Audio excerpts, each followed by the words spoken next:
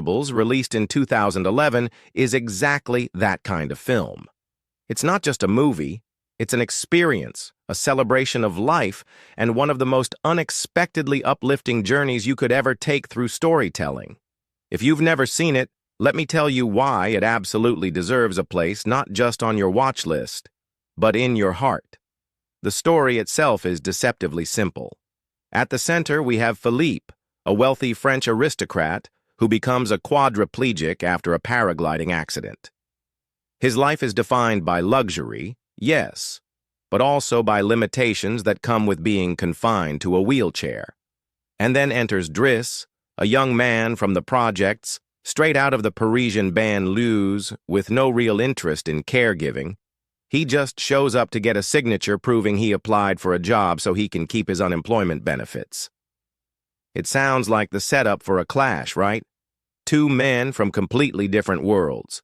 But what follows is nothing short of extraordinary. Against all odds, they form this hilarious, deeply moving, and life-affirming friendship that feels as authentic as anything I've ever seen on screen. And here's the part that makes it even more powerful. It's based on a true story. The film is inspired by the real-life bond between Felipe Pozzo di Borgo, a French businessman, and his caretaker, Abdel Selou. Directors Olivier Nakache and Éric Toledano stumbled upon their story, and instead of turning it into some sanitized Hollywood version, they gave us this raw, heartfelt French comedy drama that just oozes authenticity. And let me tell you, their direction is phenomenal. Nakache and Toledano strike this perfect balance between humor and heartbreak. They never let the film drown in pity, nor do they let it become just a slapstick comedy. It's a tonal masterpiece.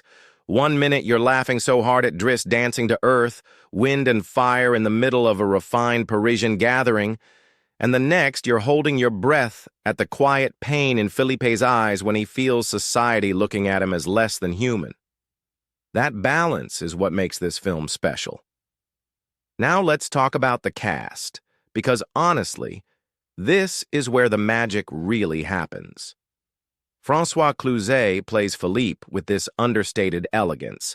He doesn't need grand gestures to show emotion. His face, his eyes, his stillness, it all speaks volumes.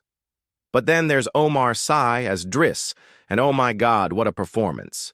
This film launched him into international stardom, and for good reason. He's charismatic, hilarious, and full of life, yet he also carries this raw vulnerability that sneaks up on you.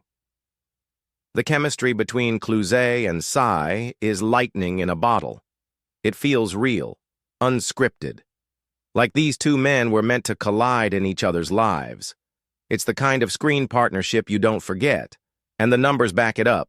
The Intouchables was made on a budget of about 9.5 million euros, which is modest, compared to the